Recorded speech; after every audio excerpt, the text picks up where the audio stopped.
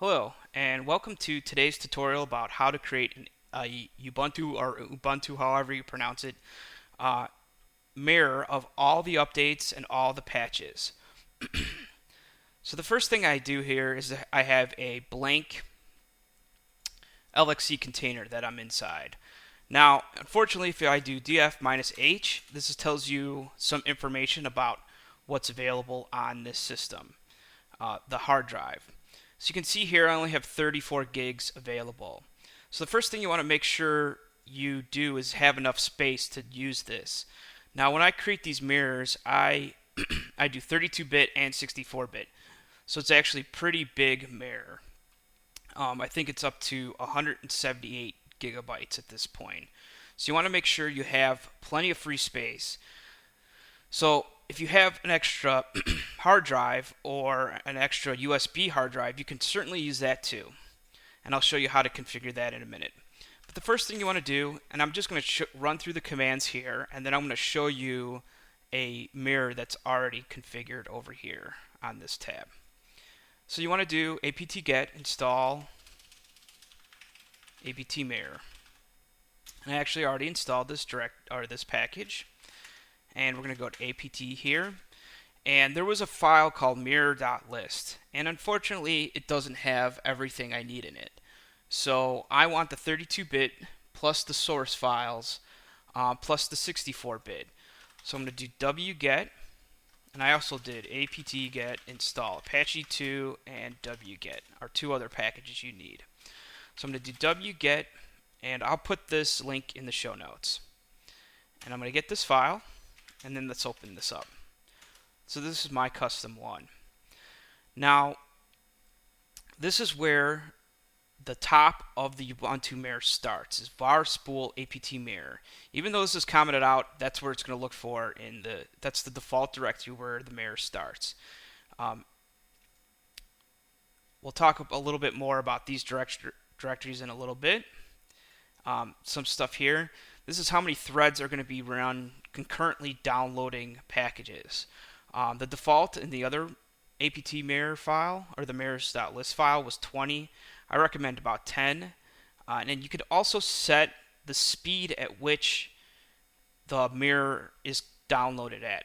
If you have a slow network at work, or you don't want to make sure you saturate every single the whole pipe for your internet connection, you can actually say download at 1 Mbps a second, or 2, or even 500K, or something that's more reasonable, so that the whole office doesn't notice that all of a sudden the internet is super slow.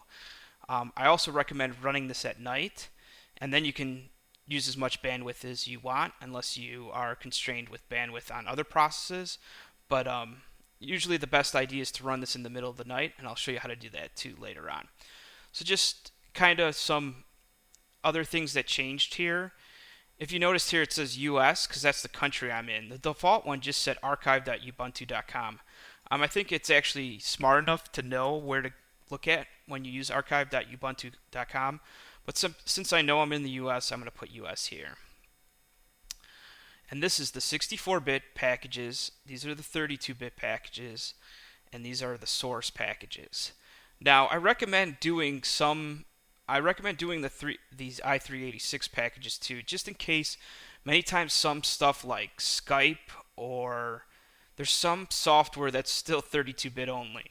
So having these packages there will ensure that you won't get errors on. If you ever do apt-get update and upgrade and you get errors, chances are this file is screwed up. This mirrors.list file is broken.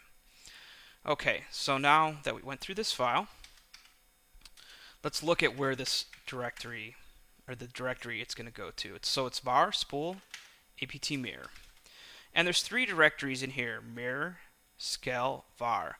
So these directories have to be here in order for the mirror to work correctly. So since I don't have enough space here, I'm going to come back to this machine here, and I'm going to show you. I attached an extra hard drive, and if I do fdisk -L, you'll see right here that I have this giant 2 terabyte hard drive here, and it's under dev sdb, and I created a Linux partition on here. So if you do this, you do fdisk dev sdb. Now if you have enough space on your primary hard drive, you don't have to do any of this. This is for attaching an extra hard drive. So we're going to do fdisk sdb, and you do print, and then you hit D to delete any other partitions on it, and then you want to do new, and you want to do primary, and then you want to do 1 here. It's not going to let me do that. And then you want to change the type, should default to Linux 83 like this here. And you just want to make sure if you print that out, it says that. And then you hit W, enter, and it should write it out, and then you hit quit, Q for quit. And you can always see all the commands by pressing M. And that's kind of like a super quick crash course on fdisk. And you only have to do this if you're formatting a hard drive for this mirror. So I'm going to just quit out and not write any of that. So once you have that set up, when you do fdisk -L, you'll see this giant device block here. And you want to format that. And you want to make it ext4. So make fs ext4 and then this. And I'm not going to do this because I don't want to format this drive, but then you hit enter and your drive will be formatted for Linux. Then once that's ready, you want to mount it. So you want to do mount dev sdb1 to var spool apt-mirror. And you want to make sure you do this after the apt-get install apt-mirror, because this directory won't actually exist until you install that package. So you want to mount this over there, and then once you do that, I'm not going to run that command, so just Control C. You want to go to spool apt-mirror. You want to make those 3 directories, because they're not going to be on the new drive. So you want to do make var skel, and what was the other one?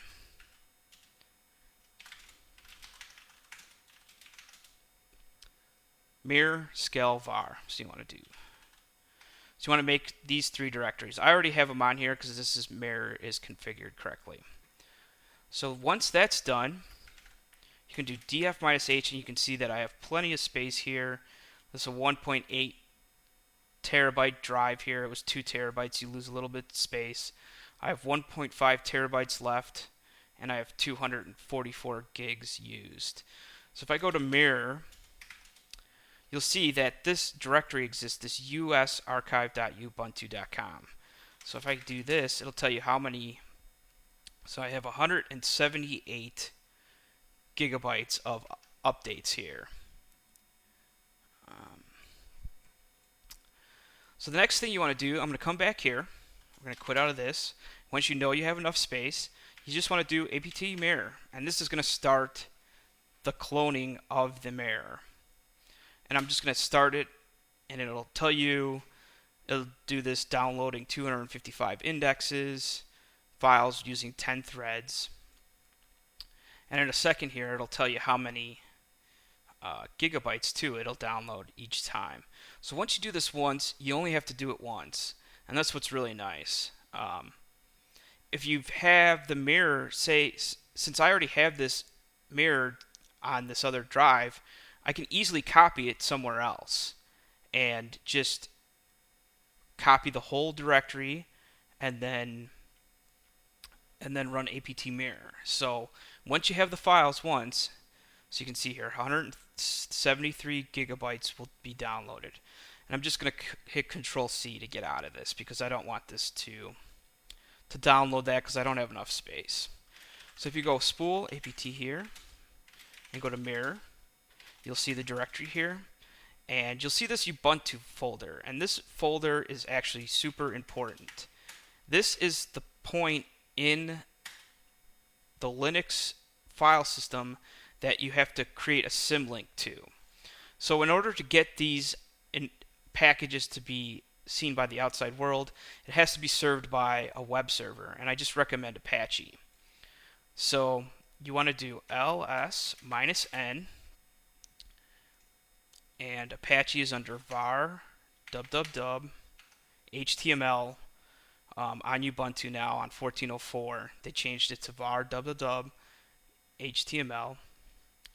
Actually, sorry, you want to link this giant directory to there. So you want to do var www html and hit enter.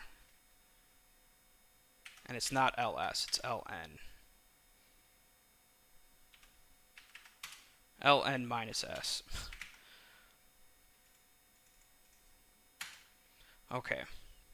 And I'll put all these commands in the show notes, or in the description below. So now if you go var www html, you'll see there's a symlink here to Ubuntu. So now if you go to the IP address of this machine and /Ubuntu, you'll get the file system.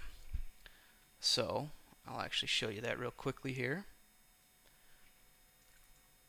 So here's my configured mirror already on .10. So if I refresh this, it's just the default Apache page. You don't actually have to change this at all. And you just do /Ubuntu, and yours should look similar to this. Now basically this directory is linked. This giant directory right here is what you're seeing here. So if I go back here, let's bring up that again. Let's put these side by side. So this is var spool apt-mirror, and you'll see Ubuntu here. And so these match this dists and this pool.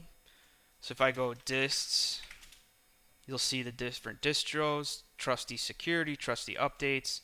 If I go into trusty here, so that's how you link the apt-mirror to Apache. And that's how, because Apache is what's going to serve these packages out to multiple machines. It's just actually an HTTP regular request when you're doing apt-get update and upgrade. Okay, so now I'm going to show you, instead of being attached to this one, let's see here. What other ones? Okay, so I have mirror 1 here.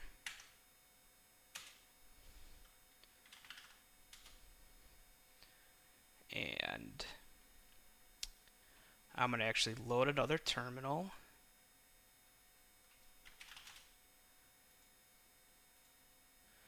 I'm going to show you how fast the mirror is. And if you have any questions, just post them in the comments below and I'll try to get to them. So let's connect back to my server, and these are LXC containers that I'm going to run updates on. So I'm going to do LXC attach daemon name mirror2. You don't need D here. Okay. So I have one Linux server here, one Linux server here. And this one up here, I'm going to point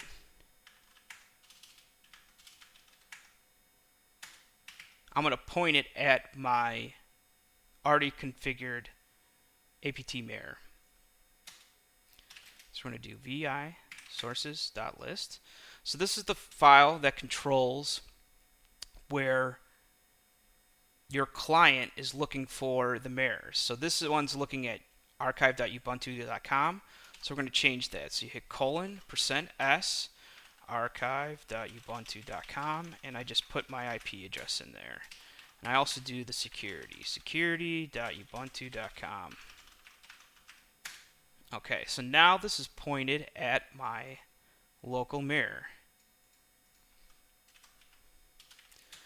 Okay, and I'm actually going to run these two commands side by side and do some time lapse so you can see how much faster one is versus the other. So this is pretty much the end of the video. The other last thing I just want to show you real quick is there's a couple other commands. So if you do crontab -e, you want to say at the 0 hour at like say 2 a.m. every day of the week, you want to run user bin apt-mirror. And that'll basically every day at 2 a.m. automatically update your mirror. There is also this clean script, and this one is under this. So this var spool apt-mirror var clean. I actually only run this every so often. This command actually cleans up old packages that are not used. So another thing you can do is just do say run this every day at 5 a.m. clean up all the packages that are no longer used. You gotta also make sure that this script is executable. So you want to do chmod plus x. I don't think it is the first time you download all the packages. It actually gets this clean script. So you can't run this command until after it does the first mirror of it. So you want to just do that.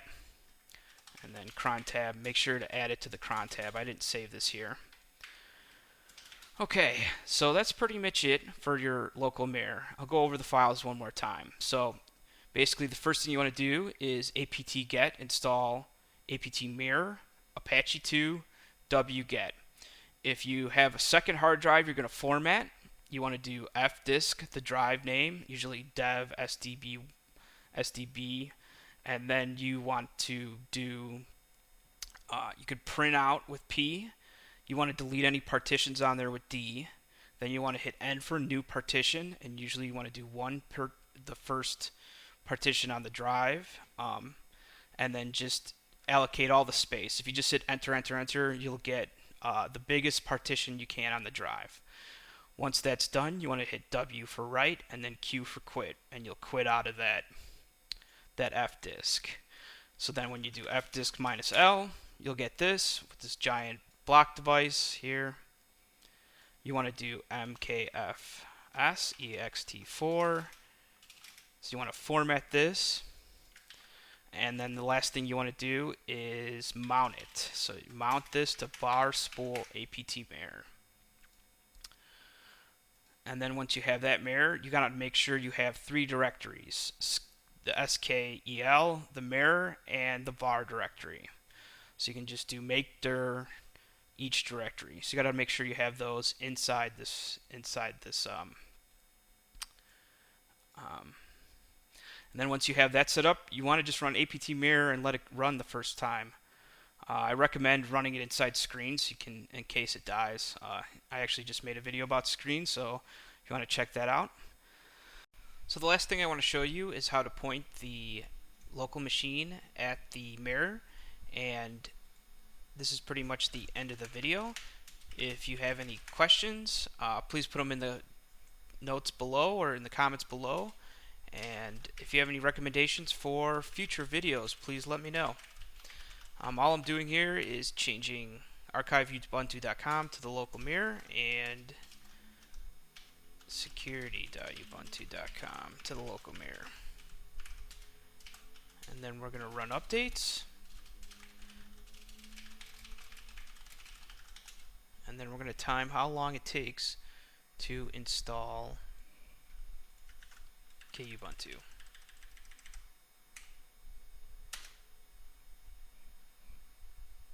Thanks for watching.